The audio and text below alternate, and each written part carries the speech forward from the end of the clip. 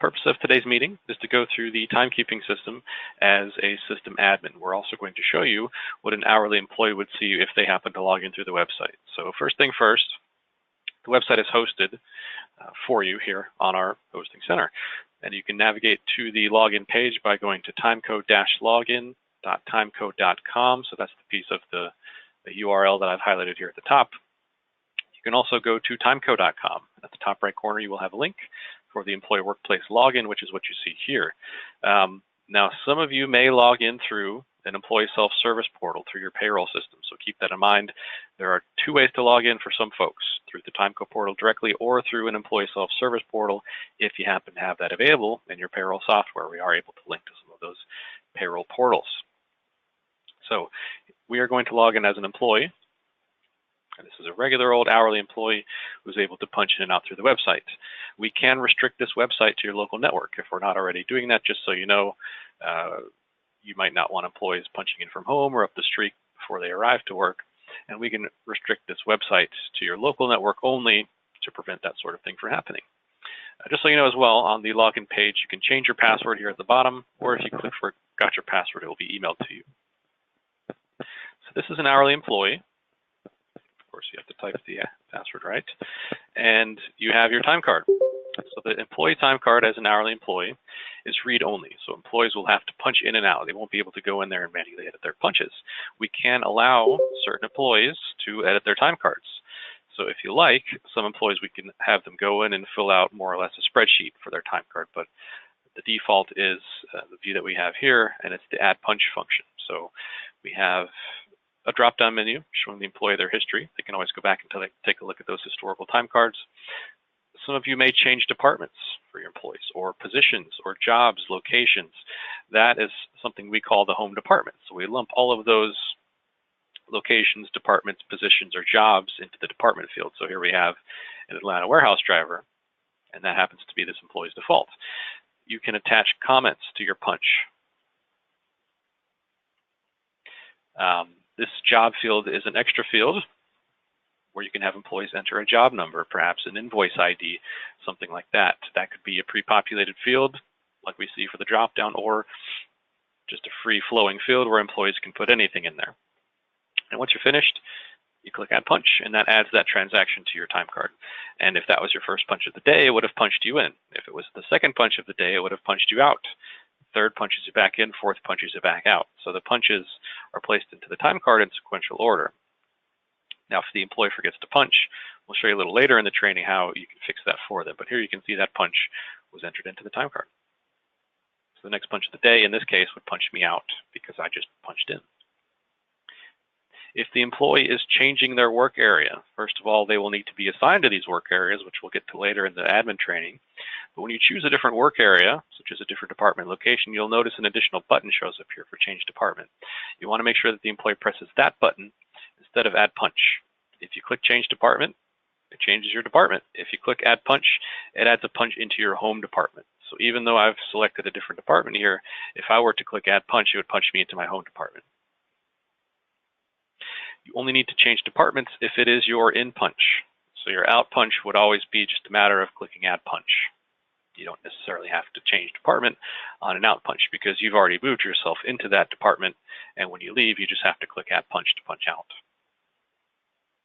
Submit time. A little bit nice.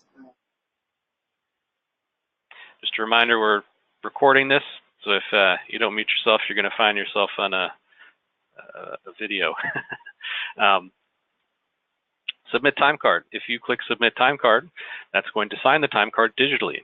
So when you click Submit time card, a timestamp will be placed at the top for the supervisor to see. And you'll also get a little timestamp here. By submitting my time card, I agree my hours are correct. So what's going to happen then is the employee just signed their time card for you. They've agreed that what is there is correct as of this time and date. Just so you know, that's 100% optional. If employees don't press that button, they still get paid, but it allows you to put some accountability on them, and here we can see that the time card has been submitted as of this date time. There is no unsubmit, but there is a resubmit, so the employee can go in again at any point and re-click that button to update the timestamp. At the top, we have My Schedule, and this is going to show the employee their schedule Monday through Sunday in this case, so it's a weekly view here. You can also view that monthly and daily. The schedule will be put in by yourself, and we'll cover that a little later in the training. Under time card, we have exception history, and that's going to show you a nice calendar view of yourself. Again, we're looking at the employee view, and here you can see I've been absent a few times and I've missed a punch. So these are what we call exceptions, and these are exceptions to what is expected of the employee, if they're late, if they're early, if they're absent, if they've missed a punch. Approved time off will also display here, as well as holiday pay. And last up for the employee, we have the leave request area where employees can review their balances. So that could be PTO, sick, vacation, whatever sorts of balances you happen to track here at the top. In this case, I'm in the hole at negative 130 hours. So we can allow the employees to go negative, or we can actually restrict that if you like. The calendar icon is going to show the employee the math going on behind the scenes. So how did I end up in the hole for 130? What you've been earning, what you've been using, running balance over the course of time, and here's where we ended up. And future leave is denoted with an asterisk, meaning that that date hasn't come along yet, but once it does, this will be our balance.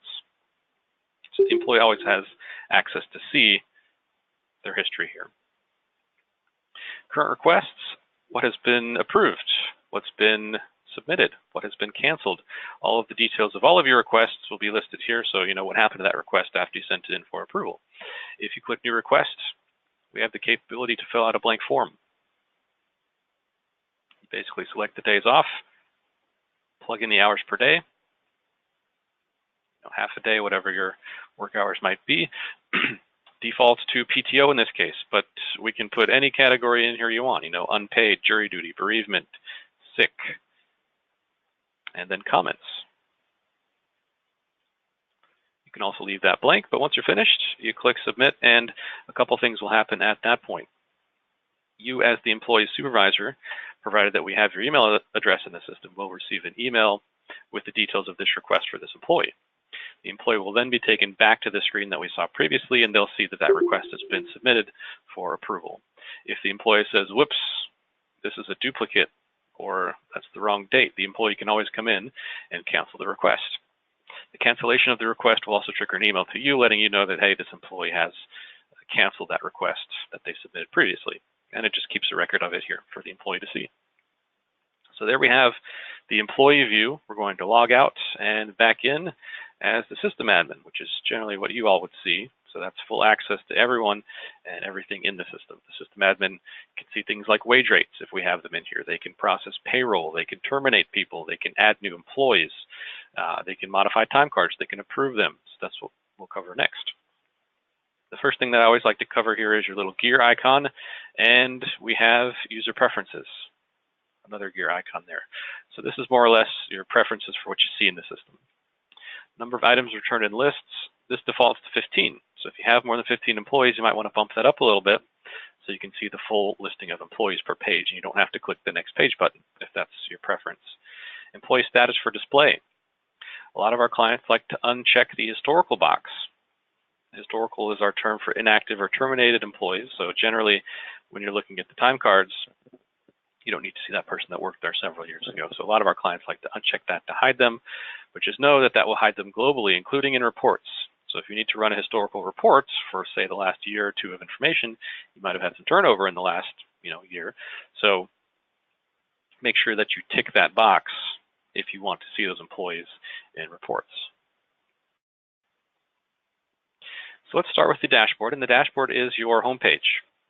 So you can think of this as your car dashboard. Now this is a completely configured dashboard, but it will not end up like this from the start. So to configure your dashboard, it's going to look something like this for this approved leave module. It will have some filters to select from. As the system admin, generally you want to see everything, so I recommend that you just select all here and then save at the bottom.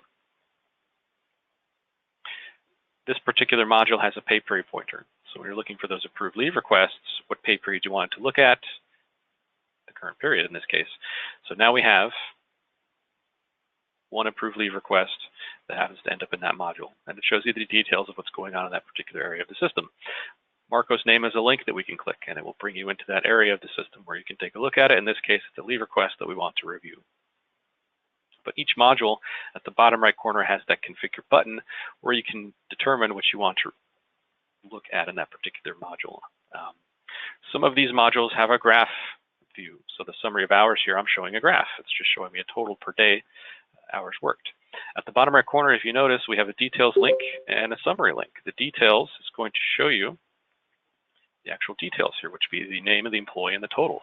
If you click summary, we go back to the graph view. So many modules will show you a graph or sometimes a percentage of some kind. You can decide which view you like better and leave it that way, and it will continually refresh that way. But the dashboard is a great way to get a lot of information in front of you at once. For example, I'm showing myself who is absent, who's very early in. I'm showing in the benefits module who might have some negative balances. And you can add these modules to your dashboard at the top right corner. If you click configure, here we have all of the dashboard modules. You choose which column you want it in, left, center, or right, so 1, 2, or 3, and then you select add dashboard module, and then you will be at the configuration step, like so, where you select the filters and save. So the dashboard, good overview of what's going on in the system currently. Let's jump to time card, and here we have employee time cards. So under the employee time card section, you will see all of the employees that you manage, sorted alphabetically by last name. So we happen to have the first employee in the alphabet here. At the top, you can search by last name, or at the top right corner, you can type a portion of the employee's name, first or last. So an instance of F happens to find that Jeff has an F in his name. So there you can find any employee, first or last. The time card itself, we have the pay period range listed here. That's going to be your current period. Always, whatever period today happens to be within, that's what you're looking at, but you can always go backward and forward using the arrows or the drop-down menu. The time card itself, at the left, we have the pay category, which is generally regular by default. So that means that we're recording in and out punches under the regular category. If the employee completely forgets to punch, so I'm going to clean this up a little bit by clicking the red X just completely wipes out that line from the time card. Let's say Marco here forgot to punch in at 9 a.m. He forgot to punch out for lunch, and back in at 5 p.m. I happen to have job as a requirement in this particular database, but it's likely that you do not have that enabled. So it's just the AM PM format. Straight across for this day and save at the bottom left. You can also push enter on your keyboard to save. Once you save, the punches will be formatted for you. It will put the official spacing and colons and all that good stuff in there for you. It calculates the daily total off to the right, and at the bottom you have a summary by category as well.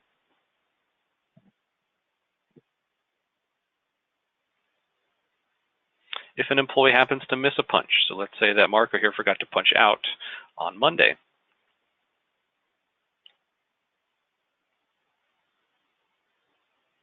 When the employee misses a punch, we call that an exception. So we have here a nice big red missing text, and we have a note about that at the top of the timesheet as well.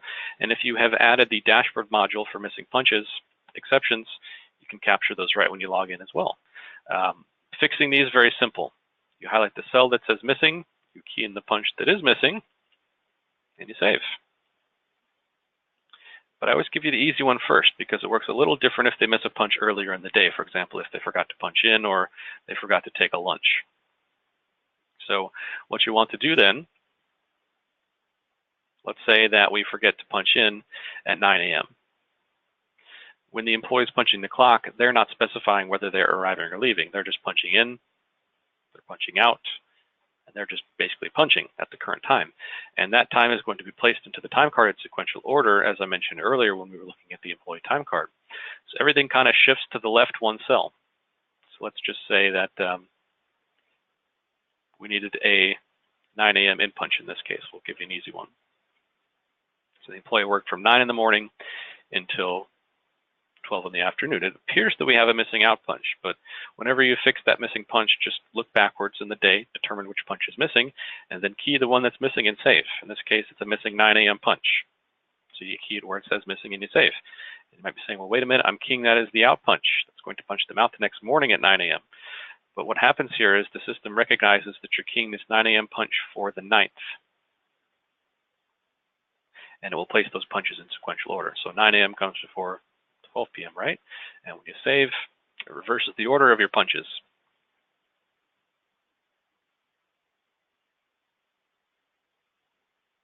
There we have 9 a.m. as the in punch.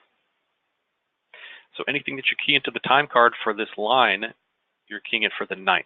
So for example, if I wanted to enter a 7 a.m. punch and a 5 p.m. punch, you can key these way out of order.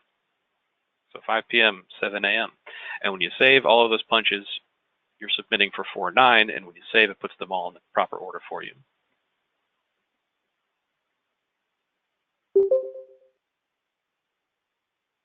As long as you enter a job. in this case, usually you wouldn't have the job in there. So if you do use jobs, you want to make sure that those match. Otherwise, you'll see what I just saw, and those punches will be jumbled. But basically, you can key the punches in any order and save, and they'll be put in the correct order for you. If you have employees that work after midnight, you'll want to be careful with that, because let's say that you come in here and you have a 5 p.m. punch, and Marco was a little too sleepy, and he forgot to punch out at 2 in the morning. What you might do is you might come in and you might key a 2 a.m. punch, because that makes sense. You missed that punch. But you're actually telling the system that a 2 a.m. punch belongs to 4/9, and 2 a.m. comes before 5 p.m., right? So it's actually going to punch the employee in at 2 a.m. and reverse the order of your punches. And then you're going to overpay your employee, which they might be happy about, but you might not be. So we have 15 hours in this case because we punched the employee in at 2 a.m. So if you're entering overnight punches, be careful. Make sure you're keying those for the right date. There are a couple ways that you could do this. The preferred way is if you have space on the line below, you type the punch here, make sure it's for the proper date, and you save. So the 2 a.m., because the new day starts at midnight, right? Anything after midnight would go to a new day, and here we have the 2 a.m. punch pulling to the proper cell. So that's one way that you could do it. Another way that you can do it is you can type these punches, 9 a.m. to, 9 p.m. overnight to 2 in the morning. And before I save this, because what will happen is the punches will reverse order, right? Because you're assuming it's the 10th. Before you save it, double click on it. And make sure you're choosing the proper date, which would be the 11th in this case, the next day. Make a note about it.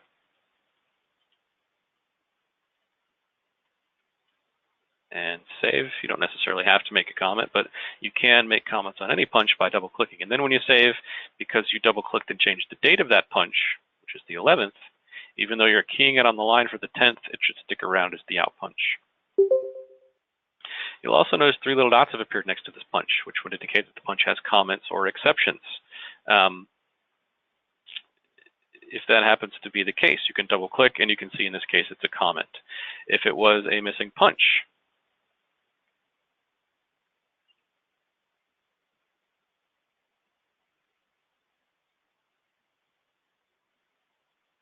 you will also see 3 little dots indicating that this is an exception. So you can double click in that case, and sure enough, this is a missed punch exception. If your employee has a schedule, you will also see if they're late or if they're early and how late or early they were in accordance with that schedule. And we'll get to scheduling a little bit later. Other types of pay you can access here at the left of the time card under the category drop-down menu. For example, PTO, bonus, mileage, holiday, any type of pay that we have set up for you, you can access here. So PTO, for example, we're entering the category, the hours and the date, and we're saving. Dollar types work the same way, but you're putting that into the amount field instead of the hours field. You might be wondering, well, how do I enter more time for the 10th? Let's say my employee took a half day here, and I need to enter that PTO for the 10th. Well, you just change the date to the 10th. Any of these cells you can use, you change the date and you save.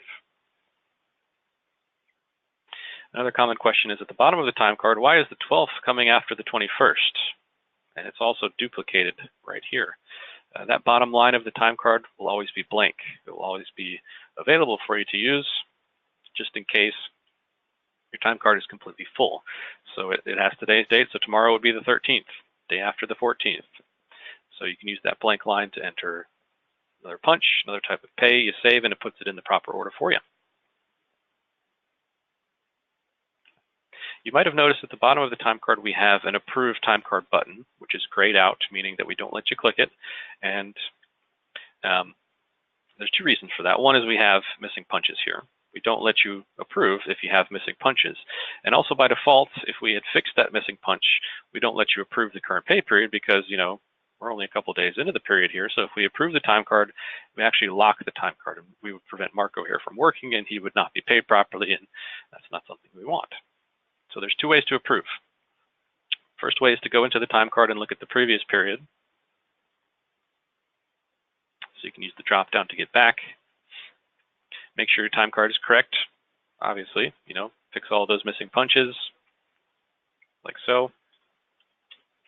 Make sure you've approved all of the PTO that's in there for the employees. So maybe go to leave request, which we'll get to in a minute.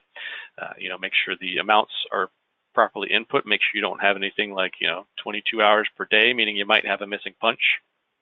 We saw earlier where our punch is reversed order. And then when you're finished, you save at the bottom and you approve. Approving the time card is optional. You don't have to approve the time card to process payroll. It's simply you signing the time card and agreeing that what's there as of this date and time is correct, and you've locked the time card as well. So we see a timestamp here about that at the top. If you say, whoops, Marco, you've missed a whole bunch of days, we need to enter that for you. Well, you just, at that point, click unapprove to unlock the time card. You can go in and make any changes, and then you can reapprove. So you could go time card by time card, approving them one at a time, or you can go to time card, and we have an approvals submenu. And you'll notice that I can open additional tabs in my browser, which might be useful. So you want to make sure you're pointing to the proper period, which in this case is the previous, and you search, and this is going to show you any employee with an unapproved time card. Those that you approve will disappear from this list. So let's say Marco here, we're giving him 5.8 regular hours. He's got an 8-hour unpaid entry and some mileage. If that looks good to you, you select his name. You can also select multiple, and you click approve. And once you do that, you'll see his name disappear from this list. So when you're looking at this list, these are your unapproved time cards. These are the ones that you haven't approved yet prior to processing payroll. And again, this is optional. You don't necessarily have to approve, but it's something we do recommend. So if you look back at the time card at the top, we've got a few additional tabs. The benefits tab allows us to see each employee's benefit balance. This looks familiar, right? We saw that when we were logged in as the employee earlier. And exceptions. This is a calendar that's going to show you the history for this employee, the exception history. Are they absent? Have they missed any punches? That sort of thing in accordance with their schedule.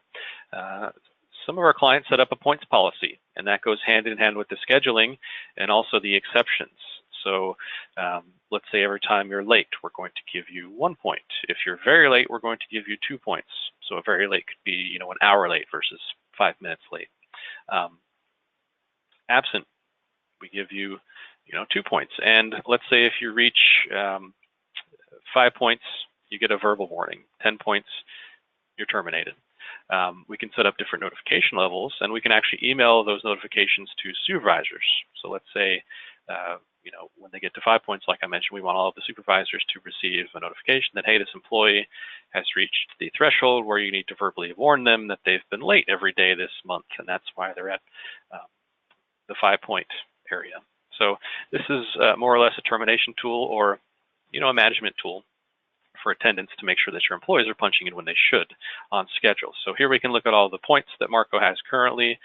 You can set up an expiration policy where, let's say that Marco hasn't, he's had this point since 2 years ago, but he's shaped up since then, so it's dropped off of his balance.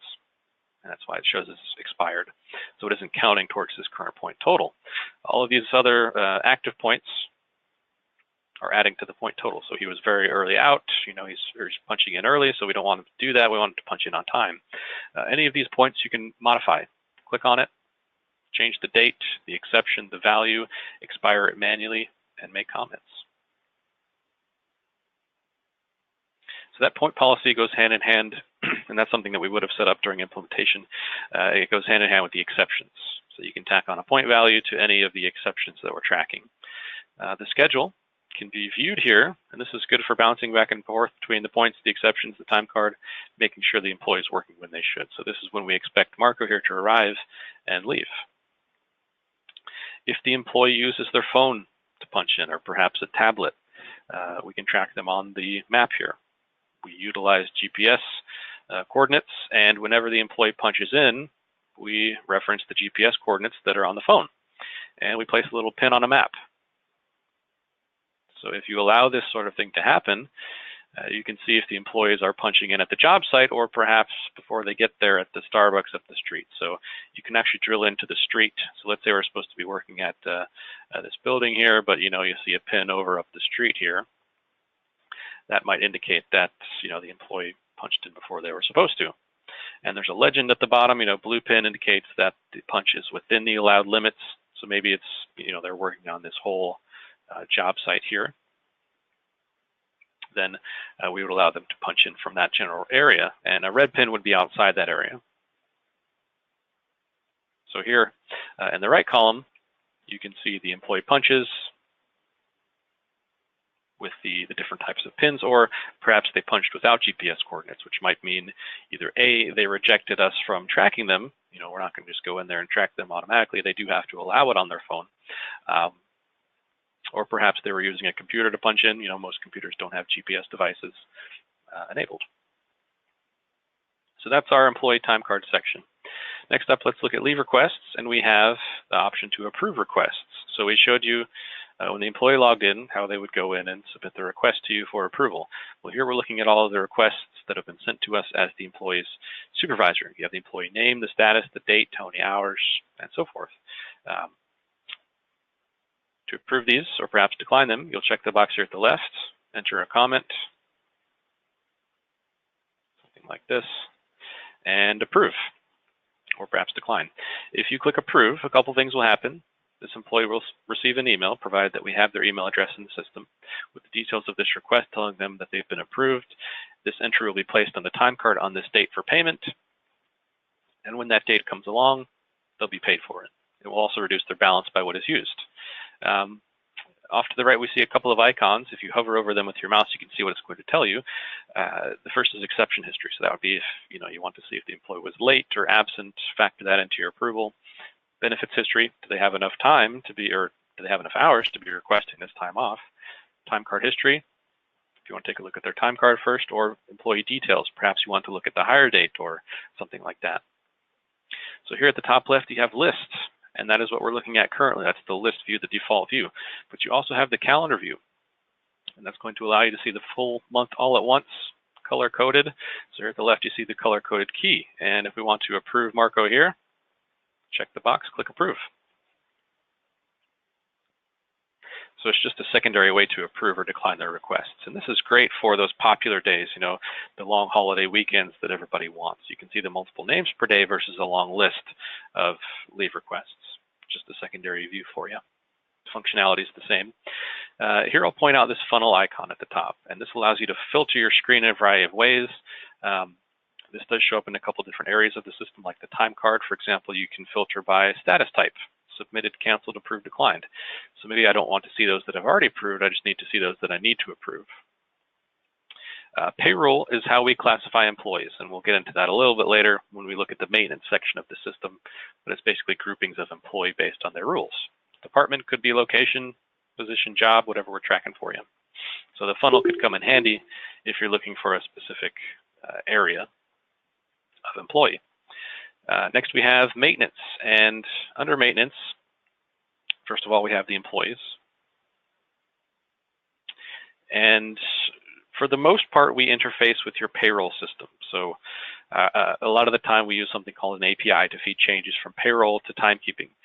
So if you're integrated in that manner, then all of your new hires, all of your terminations, all of your employee changes would go through the payroll system, and they will feed the change to the timekeeping system. If you're set up in such a way where you don't have that functionality, that link between payroll and timekeeping, then you would manage these employees here through this screen. So let's look at the first employee.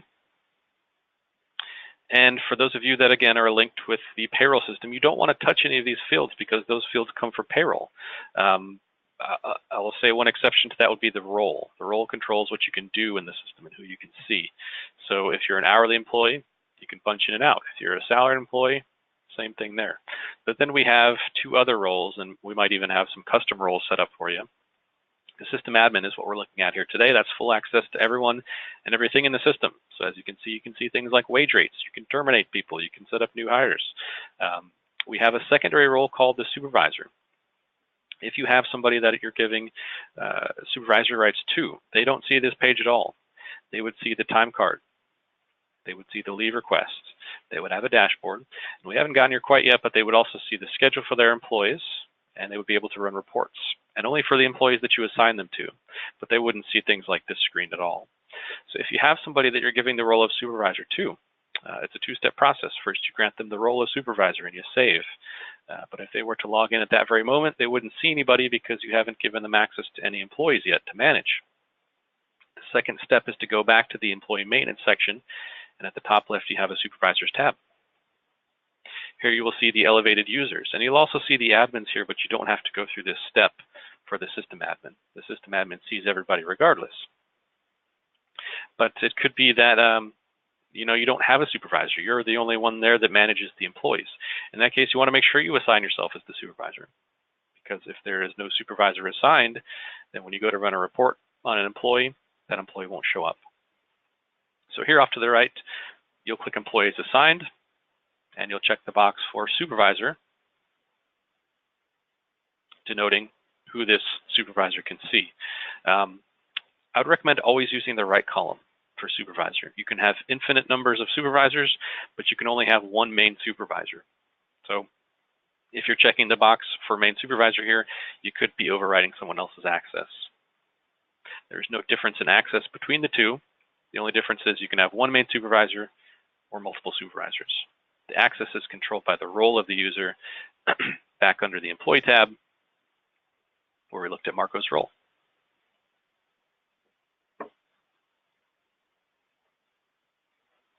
Okay. So for those of you that are integrated with payroll, you can basically ignore the next couple of minutes. If you are not integrated with payroll, you will add a new employee here at the top right corner, which would give you a blank form to fill out. The user type would always be other user.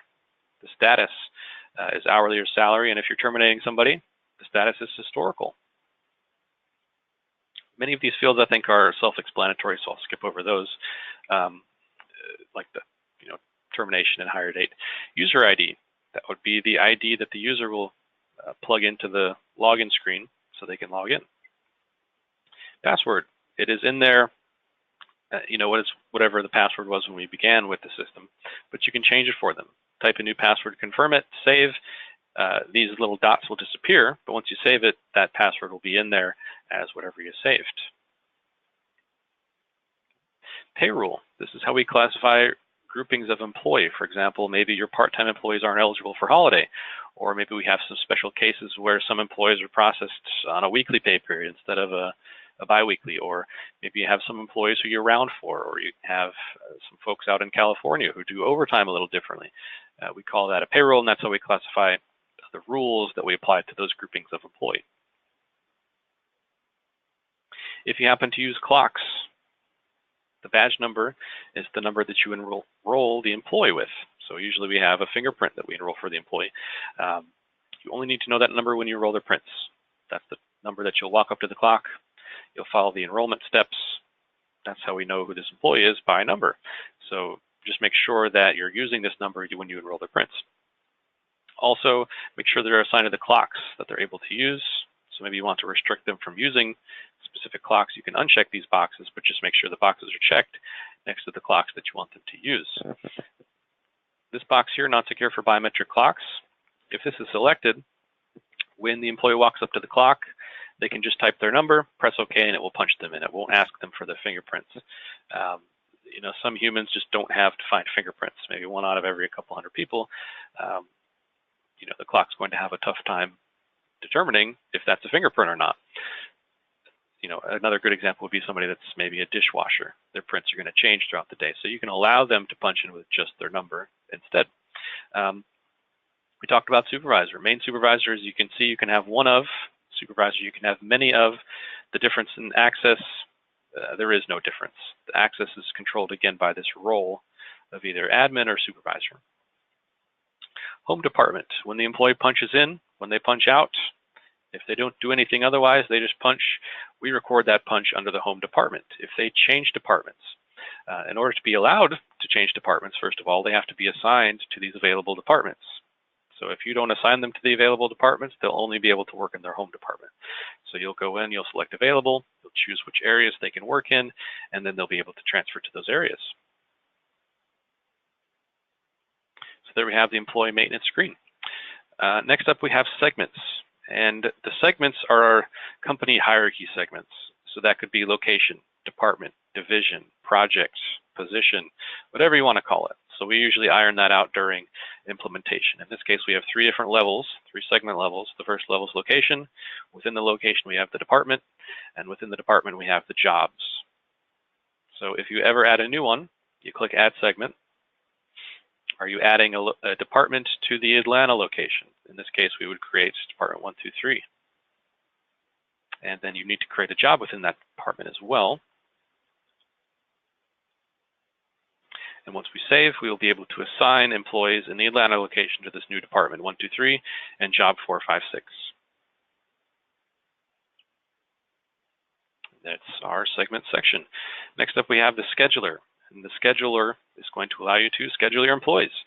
So here at the top, this is actually going to be blank if it's your first time here because it's showing you employees with a schedule. So if you don't have any employees scheduled yet, what you'll want to do is select this funnel icon, show unscheduled employees. And if you have salaried employees, maybe take the salary status out of there. Usually those salaried employees don't punch in and out. And then you'll search. And it is a weekly scheduler in this view. So in some cases, I have a blank profile, which I will need to fill out. So it works much like the time card, in punch, out punch, AM, PM format. But here you can actually click and drag this tile. So you just click and drag with your mouse straight across. And if the employee always works this same schedule, you check the rollover box and you save. And it's going to take this schedule and infinitely roll it over into the future until you go in and change it. And what this will do is it will trigger the exceptions that we have set up in the system. If the employee is early or late or absent, we will flag that as an exception so you can see if the employee is working when you've scheduled them to.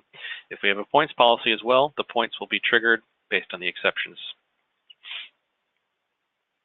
Another tip here, you can drag one employee down to another. So if you take Marco's name, you can drag the whole week with you. So if you have several people with the same schedule, that makes it nice and easy to copy. At the top left here, we also have the calendar tab, and this allows you to see your whole month all at once. As you can see, PTO or approved time off, you might have vacation and sick, that shows here.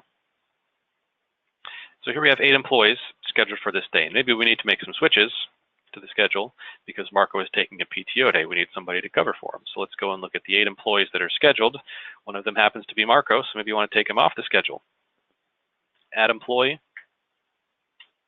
Go in there and pick your favorite employee to cover for him. Homer Simpson's going to cover for him today. In punch, out punch, save. So then we've just modified our schedule. Just make sure you save there at the left.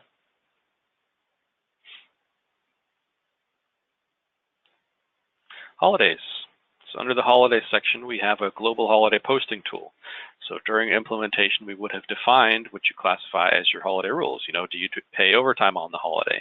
Are part-time employees eligible? That sort of thing. And then what you'll need to do is you'll need to tell the system which days you consider holidays and post the holiday pay. So top right corner, we have add new holiday. And then we give our holiday a name. Find that date on your calendar.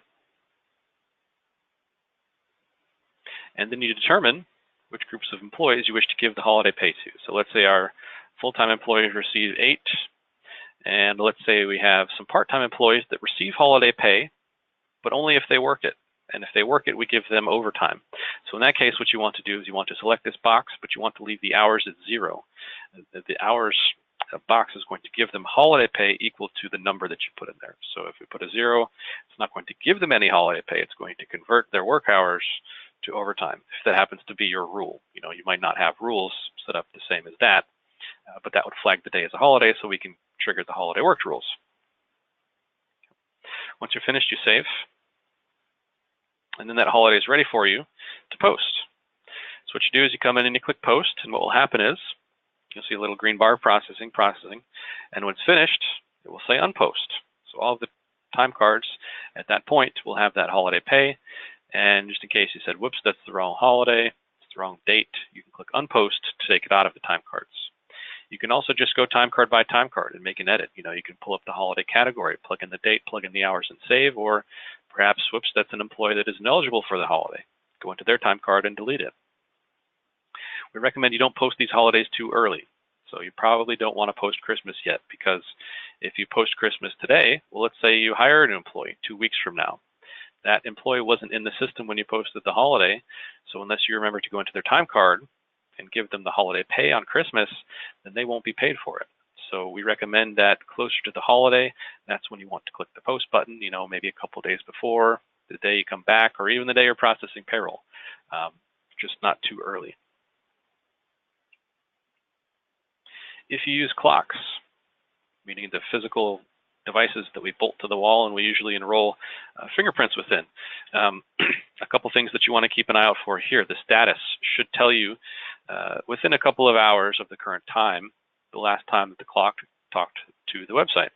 So if this is yesterday's date or months ago in some of these cases, then your clock is probably not on the internet right now. So much like any other electronic device, if it's not behaving, you go over and you unplug it, you plug it back in. The clock will reboot, and what you want to look for is a current time and date here. If you have a current time and date, then all of your punches will upload to the website. So if you lose your internet, you can still have employees punch in and out, and when your internet comes back, those punches will upload. You don't want to frantically go through there and fix everything, because if your employees are still punching the clock, you're going to have duplicates and a bit of a mess. So the important thing is to get your internet back, get that clock back online, and it will upload the punches automatically.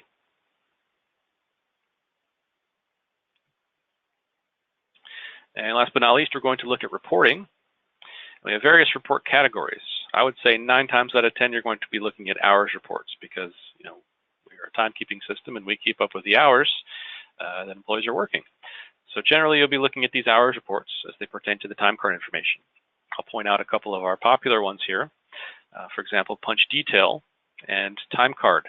Those 2 reports will give you the details of what's on the time card: in punch, out punch, total, type of pay, how many hours, and perhaps dollars you're paying the employee.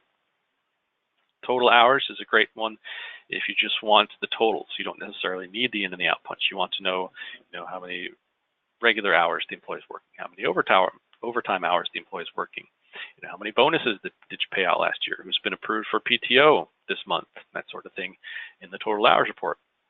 So let's go ahead and run, how about the punch detail report? And every report will bring you to the filter screen, where you can get specific with what you want to return in that report. So for example, supervisor name, department, employee name, the different groupings of employee. So this is how we categorize the employee, again, by maybe overtime or rounding. Interface ID is generally your company number. Pay period would be your date range. So, what date range do you want to run this report for? If you choose something like the current period, then what the system does is it knows what your current period is, so it just sticks today's date in the from and to box. Even if you change this, it's still going to give you the current period, because that's what you have selected for the pay period. So keep in mind, if you want it to give you these dates, specifically choose the date range option. Status would be hourly salary, or again, historical is our term for inactive or terminated employees. Sort order is here. Generally, we have it sorted by employee last name, and then you might have some custom filters, which will be saying select a value, so they are awaiting your input. In this case, do you want to show blank time cards? And then when you're ready, view report.